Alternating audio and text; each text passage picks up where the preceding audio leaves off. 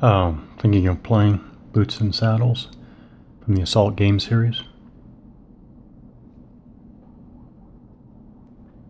So it's the third game turn, US player turn, first movement phase. So we're going to allocate operations points.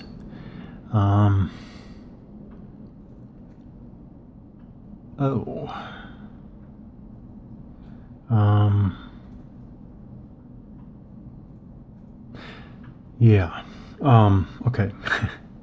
I'm deciding whether that platoon should actually turn to put its frontal armor facing the Soviets now, but I'm actually going to decide no, because that platoon doesn't know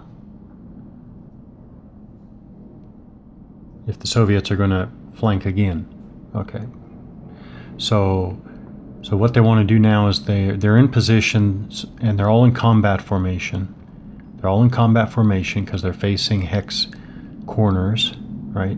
So the headquarters here with a platoon is faced that way. It's in combat formation.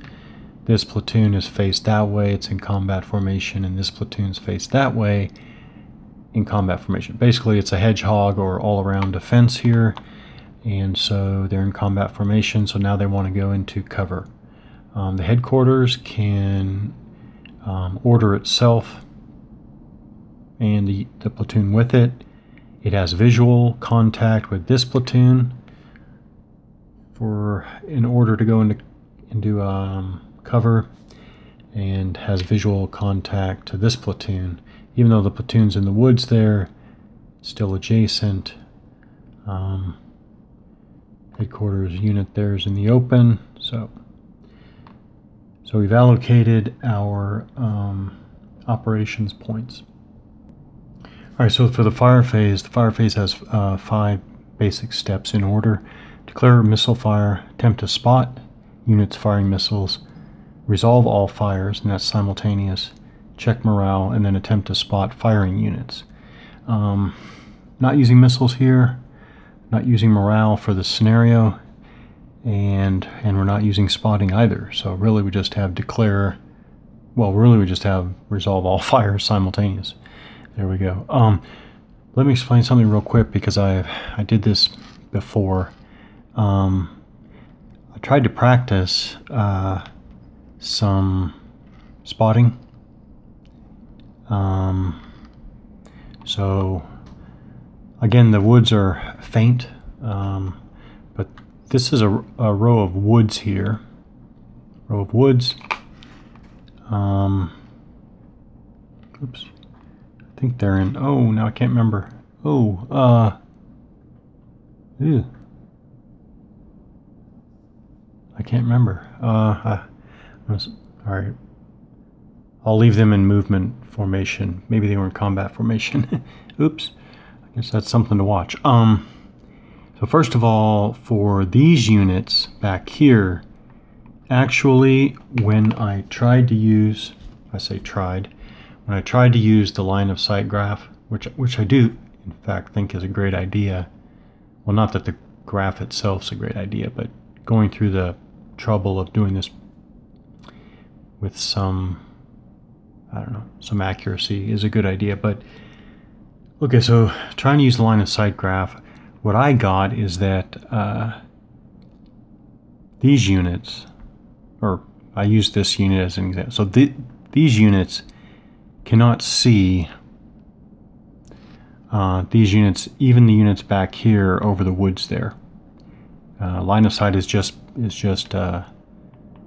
clipped. Problem is, I'm not 100% sure that I did the line of sight graph right. I'm not. Yeah, I just got to practice some more. I'm not sure, but I thought that the spotting unit is here. Spotting unit is at level 2. It's solid light brown. So solid light brown, they're at 2. Right there. It's whatever, it's 9 hexes or 8 hexes or something back here. So go out to, let's say, 8 hex. 1, 2, 3, 4, 5, 6, 7, 8, 9 hexes. 9 hexes, and they're clearly at, level 0, so they're clearly down here. And so straight line, and the woods are in the way. The woods are at level 1, and the woods are at, that's what it is, woods at 5 hexes away. 1, 2, 3, 4, 5.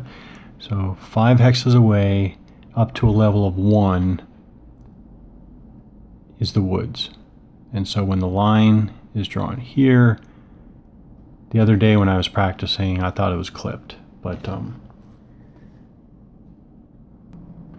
that's funny. Even though you eyeball it, you might say, no, that might be good. No, it's definitely clipped at 5 hex range. There is no ambiguity there, but I'm not sure I'm using the graph right. Now for these units to see each other,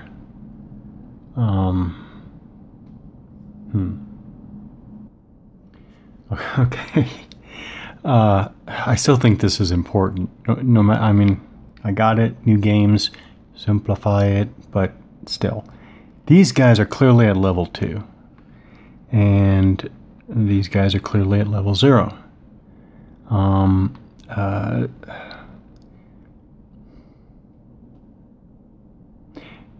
When you draw the line, we're clearly concerned about this hex here.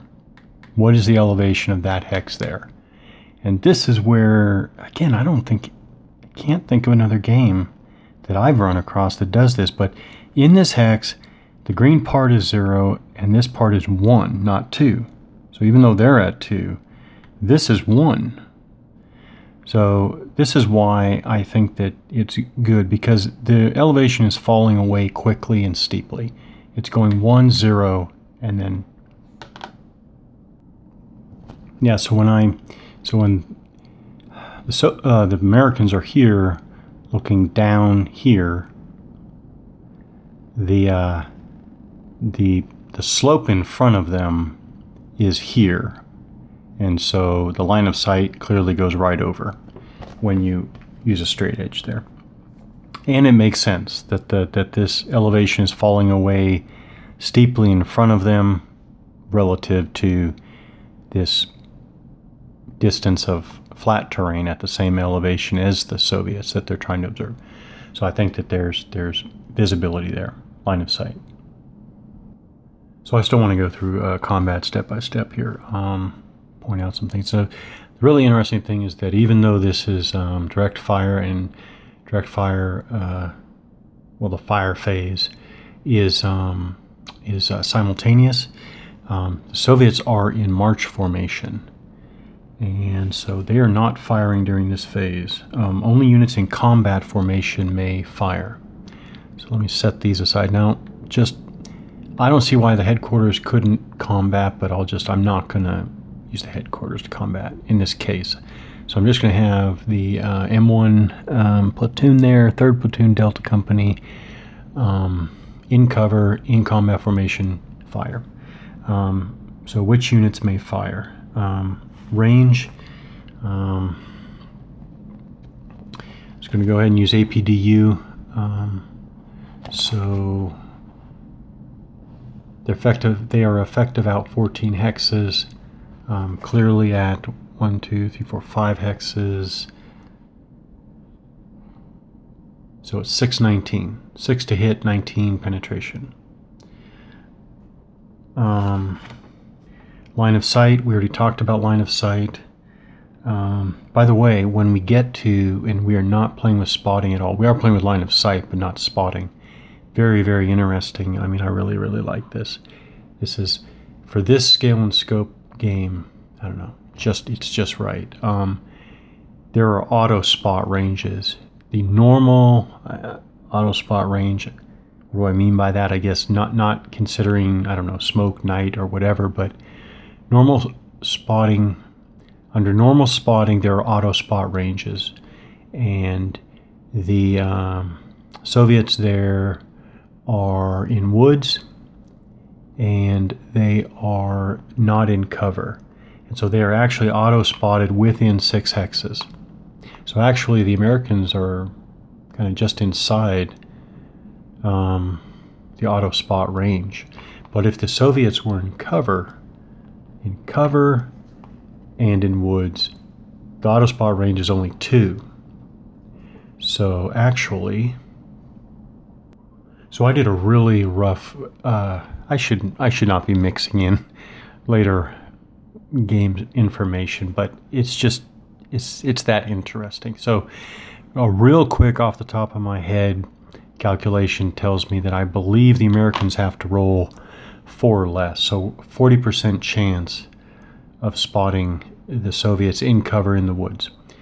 So that's telling me, especially with the lethality involved, that when you just enter the rolls that you're going to do for spotting, that's going to create some real interesting but chaotic, is chaotic the right word? But some fast changing and exciting gameplay, I think. Anyways, that's all beyond us here. We're just concerned with line of sight. They clearly have line of sight. You know what? This is a great example. Okay, so we already talked about formation. Americans are in combat formation, so they're eligible to fire. Movement. Again, a unit that moves in the first movement phase cannot fire in the direct fire phase.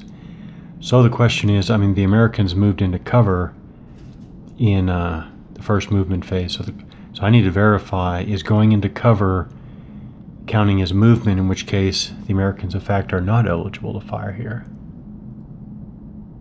Okay, some of you might have even remembered from the earlier video. I completely forgot. Yes, this is exactly where it says that the movement that disqualifies you to fire is only movement that involves entering a new hex. So going into cover in the same hex is not movement for the purposes of precluding you from firing in the immediately following direct fire phase. Okay, now we're ready to fire. So now it's the full platoon. Now, still, the fire is coming through the front hex of the Soviets, and this is kind of important. Well, I won't go into detail here, but this is the front. They're straight on, and so it's still the front armor of the Soviets. Let's see. Yeah, so actually I think they got 3 hits. 4 rolls, 3 hits. Penetration for the Americans at this range is 19, clearly above the frontal defense of the Soviets, 15. Yeah, they're smoked. I mean, smoked. They're gone. It's pretty straightforward. So, what to say about that? You need to not be spotted. You need to not be spotted before you can get into cover. Cover is huge, by the way. And cover, I still think cover is hugely misleading. Cover means a lot more than just hiding behind a rock. But in cover, you can fire opportunity fire, which, by the way, if I remember correctly, not only can you fire opportunity fire, you can still fire in the direct fire phase. So really it's firing opportunity fire and direct fire. And you have the 2 hits numbers against you are halved, drop fractions. What else? Oh, and harder to spot. So getting into position before the enemy, getting into combat formation, and getting into cover.